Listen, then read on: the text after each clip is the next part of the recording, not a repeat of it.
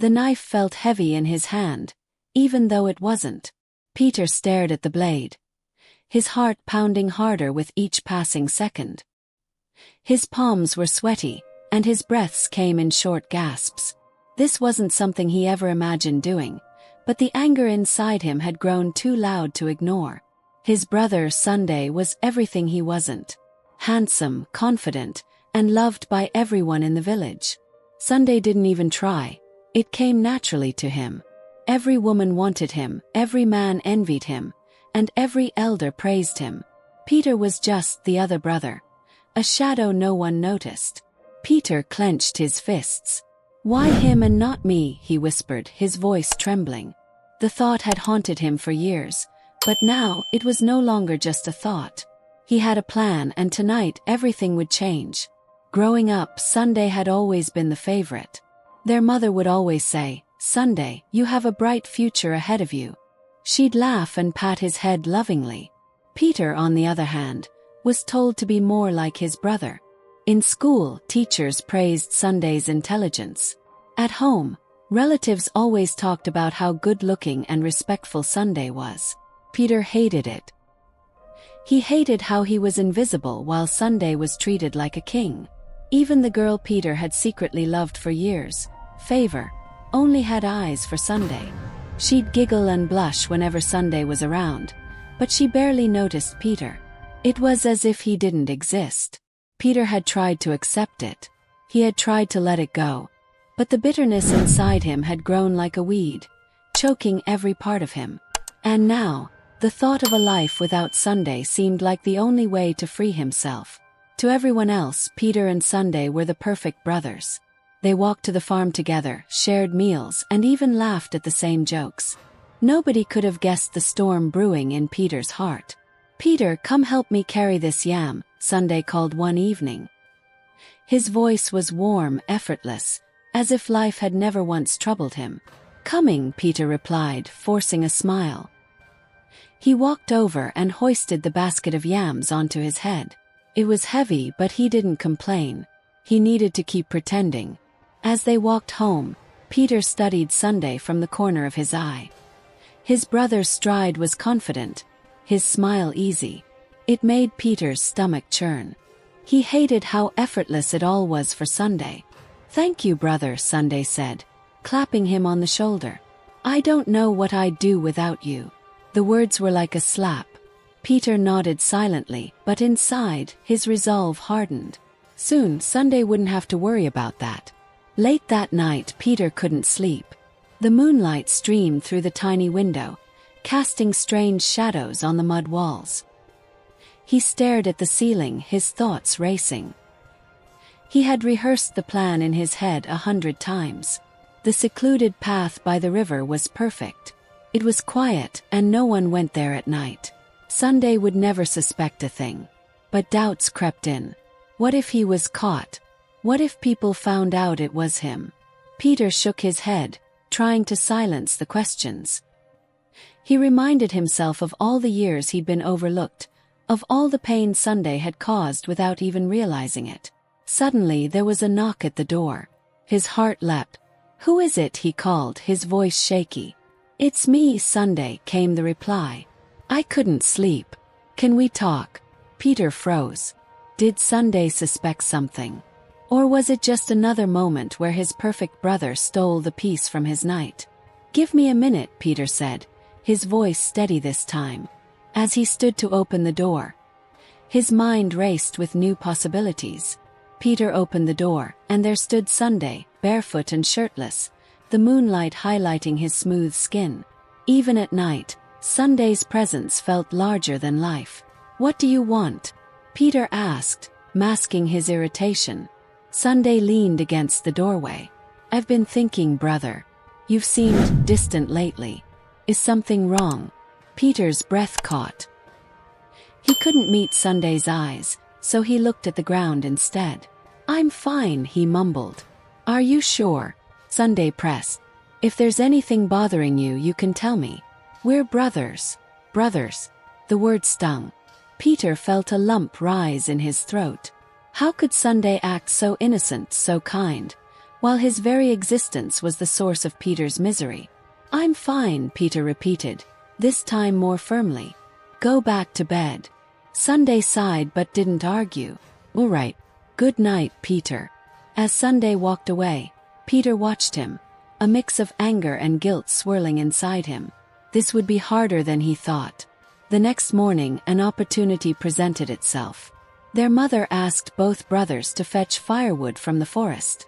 It was a task they often did together, and Sunday, as always, was eager to help.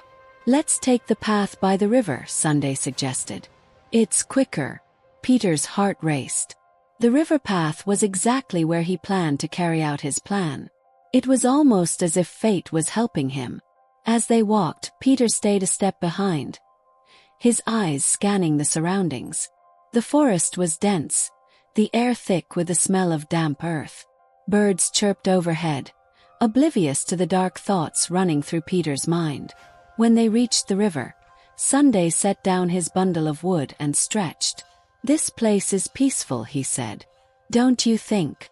Peter nodded absently, his hand gripping the small knife in his pocket. His moment was coming, and he knew there was no turning back. Peter pulled the knife from his pocket. His hands trembled as he stared at Sunday's back. It would be quick, he told himself. One swift motion and everything would be over. But as he raised the blade, Sunday turned around.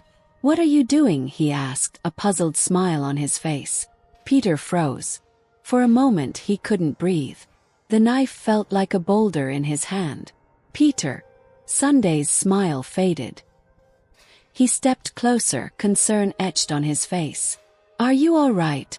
Peter quickly hid the knife behind his back. "I'm fine," he said, his voice cracking. Sunday studied him for a moment, then laughed nervously. "You're acting strange today." Peter forced a laugh too, but inside he was unraveling.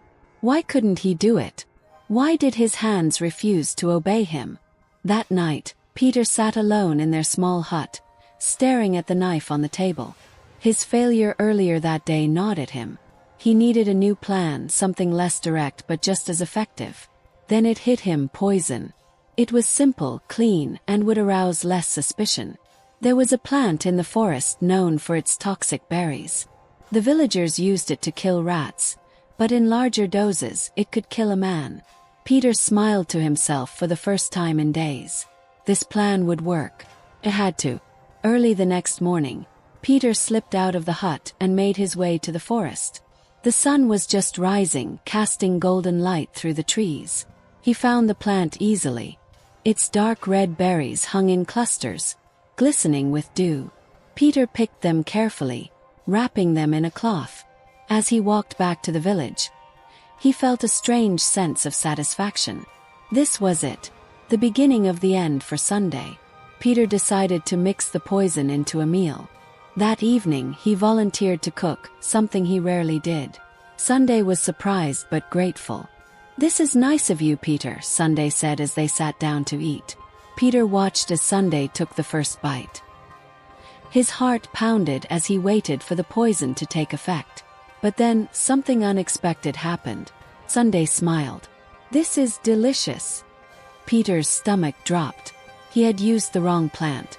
Instead of poisoning Sunday, he had cooked a harmless herb. Peter's frustration grew. Each failed attempt made him more desperate, more reckless. But he couldn't stop now. He had come too far. The next morning, the sound of chatter outside their hut woke Peter. He rubbed his eyes and peeked through the window. To his surprise, Sunday was standing by the gate with Favor, Peter's secret love. Favor was smiling, her teeth bright against her dark, flawless skin. Her laughter was soft like the sound of rain. She carried a basket on her hip, filled with fruits, and Sunday looked at her with the same warm gaze that always made Peter sick. "Favor's joining us for dinner tonight," Sunday announced when he came inside. Peter's chest tightened. Of course, Sunday would bring her here, completely unaware of how Peter felt about her. "That's great," Peter managed to say, forcing a smile. But inside, his jealousy burned hotter than ever. Favor was supposed to be his, not Sunday's. As the day went on, Peter's thoughts shifted. Killing Sunday would solve one problem, but Favor would still see him as the lesser brother. What if she suspected him? What if she rejected him after all this effort? The idea formed slowly in his mind. What if both Sunday and Favor were out of the picture? Then there would be no one left to overshadow him. No competition. Peter shook his head, trying to push the thought away, but it lingered, creeping in like a shadow. If he was going to do this, he needed to act carefully. That evening, Favor arrived with freshly baked bread and a warm smile. Sunday greeted her like a king welcoming his queen. Peter felt invisible as always. Dinner was simple: yam pottage with dried fish and Favor's bread. But this time, Peter didn't make the mistake of picking the wrong plant. He had crushed the correct poisonous berries into a fine powder and mixed it into Sunday's portion. As they ate, Peter kept stealing glances at his brother. Any moment now, he thought. But then, Favor reached over and took a bite from Sunday's plate. Peter froze. His stomach twisted as he watched Favor chew and swallow. She smiled, unaware of what she had just done. Sunday laughed. "You like my food more than yours, huh?" he teased, nudging her playfully. Peter's heart raced. He hadn't accounted for this. Favor wasn't supposed to eat the poisoned food. Minutes later, Favor's laughter turned to coughing. Her face twisted in pain as she clutched her stomach. "Favor, are you okay?" Sunday asked, panic filling his voice. She tried to speak, but her words came out in gasps. Peter sat frozen, unable to move as Sunday carried her outside, shouting for help. Sunday rushed Favor to the village healer, a wiry old man.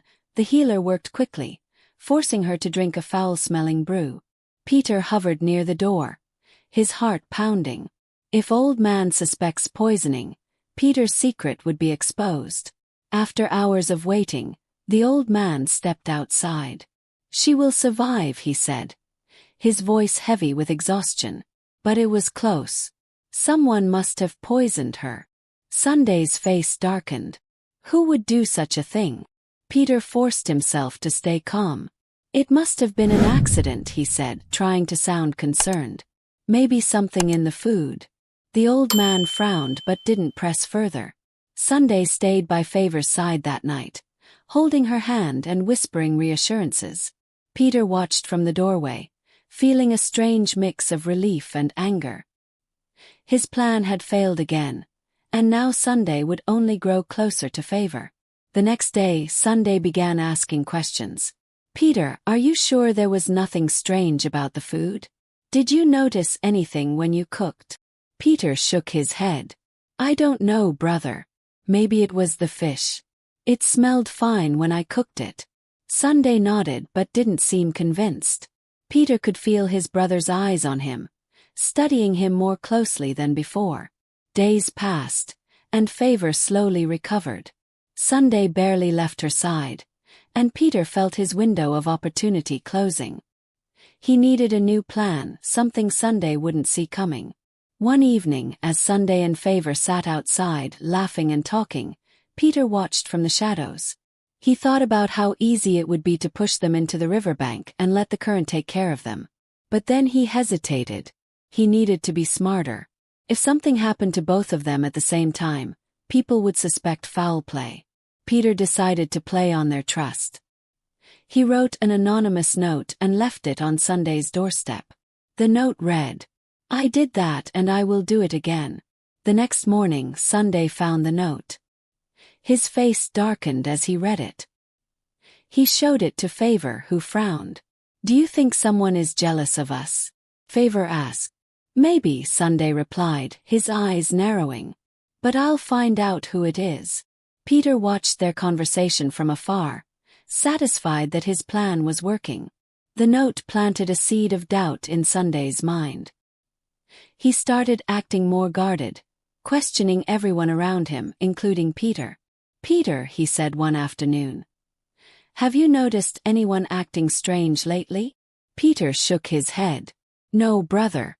"Why?" Sunday hesitated, then said, "Someone left me a warning." I think someone might be after me. Peter feigned shock. That's terrible. Who would do such a thing? But inside he smiled. Sunday's paranoia was growing, and it was only a matter of time before it consumed him. Peter was emboldened by the effect of the note. What's wrong? Favor asked. Nothing, Sunday replied quickly. But Peter could tell the doubt in Sunday's heart was growing. Over the next few days, Sunday became distant. He barely spoke to Peter, and his usual warmth was gone. He began locking the hut's door at night and keeping Favor closer than ever. Peter pretended not to notice, but inside he felt triumphant. Sunday's trust was cracking. It was only a matter of time before he made a mistake. One evening, a man arrived at their home. He was a tall man with a stern face and a quiet voice. He introduced himself as Ola, a friend of Favor's father. I've heard about what happened to Favor, Ola said. I came to ensure she is safe. Sunday welcomed him, grateful for the support. But Peter felt uneasy. Ola's sharp eyes seemed to see through him. Ola stayed with them for a few days, helping on the farm and keeping an eye on Favor. He seemed particularly interested in Peter, often watching him silently. One evening, Ola approached Peter. You seem troubled, he said. Peter forced a smile. I'm fine. Just tired from the farm work. Ola nodded but didn't look convinced. Be careful, Peter. Secrets have a way of revealing themselves. Peter's heart skipped a beat. Did Ola know something? Ola's presence complicated things. Peter needed to act quickly before the stranger could interfere. That night, as the others slept, Peter crept out of the hut and went to the storage shed. He found a length of rope and tied it into a noose. His new plan was simple: make Sunday's death look like an accident. The next morning, Peter suggested they gather firewood deeper into the forest. Sunday hesitated but agreed when Peter insisted. Ola and Favor stayed behind, leaving the brothers alone for the first time in weeks. As they walked, Peter led Sunday to a large tree. I saw some good wood here yesterday, he lied. Sunday climbed the tree to cut a branch, unaware that Peter had tied the noose around another branch below. Peter waited until Sunday was focused, then pulled the rope tight around his brother's ankle, yanking him down. Sunday fell, landing hard on the ground. What are you doing? Sunday shouted, struggling to free himself. Peter didn't answer. He pulled the rope tighter, his face twisted with anger. But Sunday was stronger. He kicked out, knocking Peter off balance. The two brothers wrestled on the forest floor, each fighting for control. As they struggled, Sunday's face changed. His anger faded, replaced by confusion and pain. Why, Peter? He asked, his voice breaking. What did I do to you? Peter froze. For a moment, he saw his brother not as a rival but as the same boy he had grown up with, the one who used to share his food and protect him from bullies. The knife in Peter's hand trembled. He couldn't bring himself to strike. Before Peter could decide what to do, Ola appeared, holding a machete. What is going on here? He demanded. Peter dropped the knife, his body trembling. Sunday, still tied, shouted, He tried to kill me. Ola moved quickly, cutting the rope and pulling Sunday to his feet. He turned to Peter, his eyes filled with disappointment. We need to talk. Back at the hut, Ola and Sunday confronted Peter. Favor stood nearby, her face pale with shock. Why, Peter? Sunday asked again, his voice heavy with emotion. Peter couldn't meet his brother's eyes. I was tired of being in your shadow, he admitted. Everyone loves you. No one notices me. Sunday's face crumpled. You're my brother. I never wanted to overshadow you. I just wanted us to succeed together. The incident couldn't be kept secret. Ola insisted they take the matter to the village elders. The council listened as Sunday explained what had happened. Peter confessed everything, his voice shaking. The elders deliberated for hours before announcing their decision. Peter was to be exiled from the village. It was a punishment worse than death, stripping him of his family, his home, and his identity. "You are no longer welcome here," the chief said. "Go, and may you find peace elsewhere." Peter left the village with nothing but a small bag of provisions. As he walked the dusty road, he felt a strange mix of regret and relief. He had lost everything, but perhaps he thought he could start anew. Back in the village, Sunday struggled to move on. Despite everything, he couldn't hate Peter. "He's still my brother," he told Favor. Favor nodded. Maybe one day he'll find his way back. Years went by, and Peter became a wanderer. He worked in different villages, keeping to himself and avoiding questions about his past. But the guilt never left him. One rainy evening, a man arrived in the village, his face gaunt and his clothes tattered. It was Peter. The villagers whispered as he walked through the streets, heading toward Sunday's hut. Sunday opened the door and froze. For a moment neither brother spoke. Then Sunday stepped aside. "Come in," he said softly. Peter fell to his knees, tears streaming down his face. "I'm sorry," he whispered. Sunday knelt beside him and embraced him. "I forgave you a long time ago, Peter. You're my brother. That will never change." Favor watched from the doorway, her eyes filled with tears. Peter stayed in the village, slowly rebuilding his life. He worked hard, earning the villagers' trust, and became a quieter, humbler man. Though the past couldn't be erased, he was determined to make amends. Years later, as Peter sat by the river where it all began, Sunday joined him. "Do you ever regret forgiving me?" Peter asked. Sunday smiled. "Regret? Well, what's the point of holding on to hate when we're all we have?" And in that moment, under the setting sun, Peter finally understood the true meaning of family. Thank you for joining me on this journey into the heart of African folktales. If you enjoyed this story, let me know by leaving a like and sharing your thoughts in the comments below. Don't forget to subscribe to African Stories by Ace and turn on the notification bell so you never miss the next tale. Until next time, stay curious, stay inspired, and remember, every story holds a lesson.